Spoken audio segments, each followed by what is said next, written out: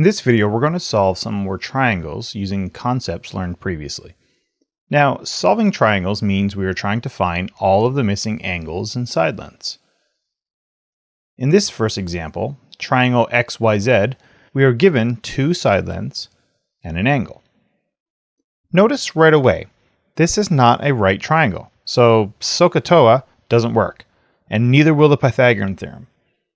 So this leaves us with using our other methods for solving triangles, the sine and cosine law. In order to use the sine law, we have to be given at least one angle and its corresponding side length, which is on the opposite side of the triangle. Unfortunately, we are not given that, so that leaves us with trying to use the cosine law. In order to use the cosine law, we have to be given information that matches one of the following criteria. And we do have this one, side, angle, side. So we can use the cosine law. And in this case, the cosine law will help us to determine the side length x. So, setting up our cosine law equation, we have our missing side, x squared, equal to the other side length squared, minus 2 times 10 times 8 times the cosine of our angle, 40 degrees. Now that it's set up, give it a try yourself and solve for x. So if you did this right, you should have got a side length of 6.437. Alright, now we have enough information to use the sine law to solve for the other missing angles. It doesn't matter which one we choose, so let's just choose to solve for angle y. Setting up the sine law ratio gives us the following. We rearrange this formula and then solve for y, obtaining an angle of 87 degrees.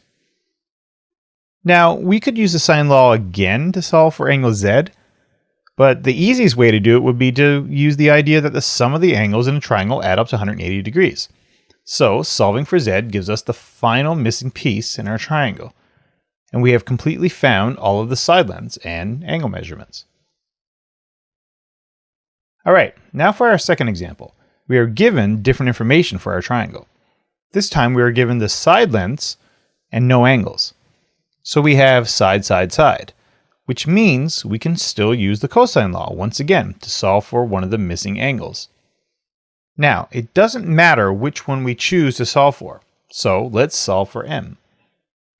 Setting up our cosine law equation, we have cosine m at the end, so that means we start with the opposite side length of 15. And filling in the rest of the equation gives us the following. Why don't you try and solve for the angle now yourself? Now that we have angle m, we could use the cosine law again, but the sine law is also now available for us, as we have an angle and an opposite side ratio. And the sine law is generally easier to work with, so let's use it. Try it yourself and solve for angle n using the sine law.